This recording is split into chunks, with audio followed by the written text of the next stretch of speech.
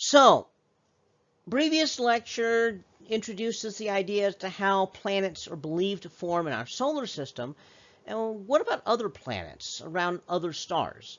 And for almost the entire history of astronomy, the only planets we knew were about the solar system. We didn't even know what planets were for the longest time.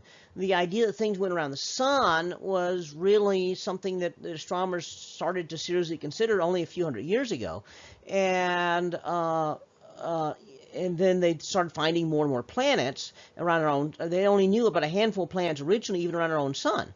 And so then they did not know about Uranus or Neptune at first. Anything else, even asteroids, comets. I mean, they saw comets now and then. It took a while to figure out that they went around the sun too. So for a long time, they didn't know even about our own solar system. But by the middle of the 20th century, there was actually, even by the early 20th century, there was actually talk about possibly planets and other stars. In fact, I mean, one could actually go back all the way to 1600s when some astronomers tossed around the idea that the stars might be suns. There was even some possibility that if they were suns, there was consideration that they might have had planets around them. But that was not a very popular idea and was largely discarded when they started to realize what stars were. By the 1700s, they started to resurrect the idea that, I suppose, if the sun has planets, then other stars have planets. They couldn't figure out how the planets formed. And so there was all this discussion, but they didn't have the mathematics for explaining it.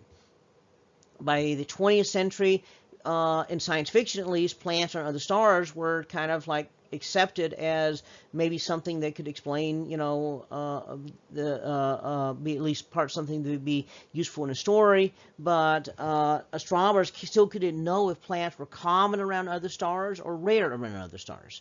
And the idea that they were very common did not come about for a long time. Really, it was not until Otto Struve, who middle of the 20th century suggested that planets probably form as a byproduct of star formation. So he was actually insistent that if the sun has planets, the sun formed like an ordinary star, he thought, rather than being weird. And so, therefore, if the sun has planets, stars with planets must be fairly common. And he suggested that practically all stars had planets.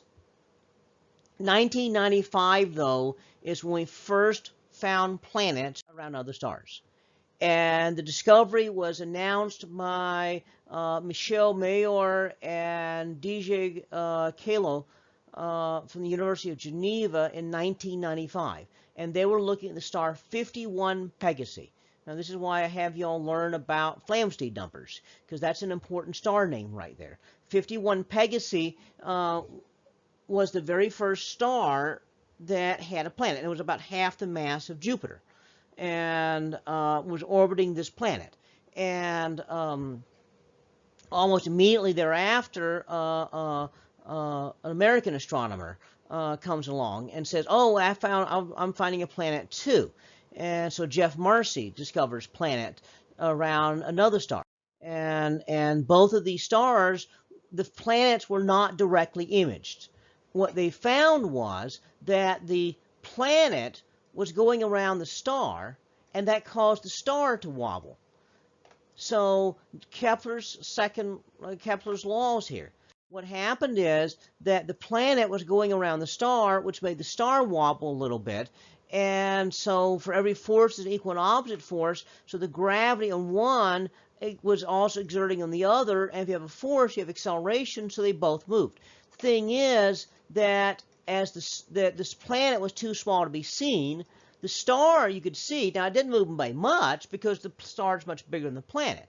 But the star is going to wobble back and forth as it goes around, and when it's coming towards us, then we see a blue shift. When it's going away from us, we see a red shift.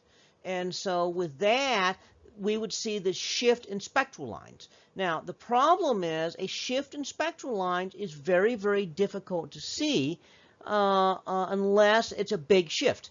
So what would make a star make a big shift? Has to move fast. What would make it move fast? Two things. A really big planet would have a bigger effect, and a planet that goes around really quickly would make the star go back and forth really quickly. That would mean a gas giant up really close to the star. In fact, that's kind of what happened. 51 Pegasi goes around very quickly right here. 47 Ursa Majoris, that was the star that Jeff Marcy discovered a planet around too. And so both of these were very close in. 51 Pegasi was about half the mass of Jupiter, but was about a tenth of an AU from the star. Well, a tenth of an AU didn't make any sense because that's closer than Mercury. Mercury orbits about 0.4 AU. And so this was closer than planet Mercury is from the sun. And so how do you get a gas giant up close? Jeff Marcy's was about 2.5 times the mass of Jupiter at about 2 AUs. That's only a little bit farther than Mars. That's still a little bit closer than it should be. So what happened?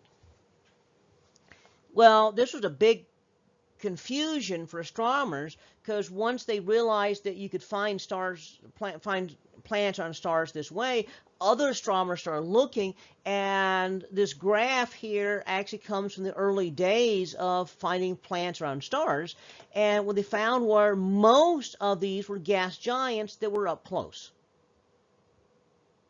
Well, think about it. What makes it easy to see a fast-moving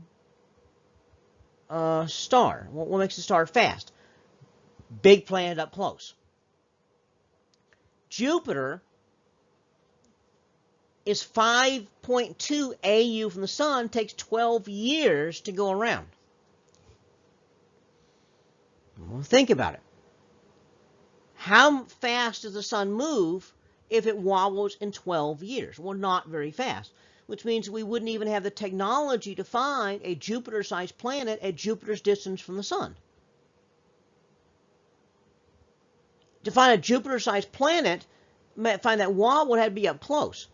Mercury goes around a lot quicker than the Jupiter. Mercury goes around in 3 months. But Mercury is so small, it doesn't pull on the sun enough to be measurable. At least not from a long ways away, not by Doppler shifting. So the technology would not see a solar system like ours. It would see these the kind of things. And so I know that some people in the early days started suggesting maybe the solar system is odd because we have these rocky planets up close and get gas giants further out. I don't think that's the case, and most astronomers today don't think that's the case. We think this is an example of what we call the Malmquist bias. The early stars were primarily gas giants up close, the ones that we found. Our current understanding of how star formation and planet formation works is that the big planets ought to form farther out. Now, we do know that Jupiter moved in closer and Saturn moved out. Well, what if Jupiter and Saturn were much closer to each other than they were in the solar system? Then Jupiter would move much closer in, Saturn would move much farther out. That would put a gas giant really, really close. What if Jupiter formed farther out than Saturn? Because Jupiter's bigger, it would push Saturn even farther inwards. And so again, that would be an example of how a gas giant got really close like that. In fact, there's evidence, if you look at the spectrum of certain kinds of stars, their spectrum indicates like dusty stuff in the spectrum, as if a planet had run into the star. You'd expect that, you know, if in fact this kind of migration pushes a planet into a star. Okay, so the Malmquist bias, we talked about this before. It's named after Gunnar Malmquist, who stated all the way back in the 1920s that sometimes what you see is not the most common thing. You see what's easiest to see. So the easiest thing for you to see is not necessarily the most common thing. So he was referring this to stars in general, that the kinds of stars you see in the sky are not the most common, but they are the biggest and brightest because they're the easiest to see. You can see them halfway across the galaxy. So of course you see them more often than you do the small dim one, which are more common. Likewise, you don't see the most common kind of extrasolar planet or exoplanet. You see the ones that are easiest to see. So that would explain the entire early results that they were finding, and that was giant planets up close, because that was what the technology was able to see. So again, this is an observational bias. A planetary system, kind of like our solar system, would be almost impossible to detect with the current technology that we have. So the planets that we see are obviously not going to be kind of like the solar system. So they actually have a term, hot Jupiter, to describe these gas giants that are up really close.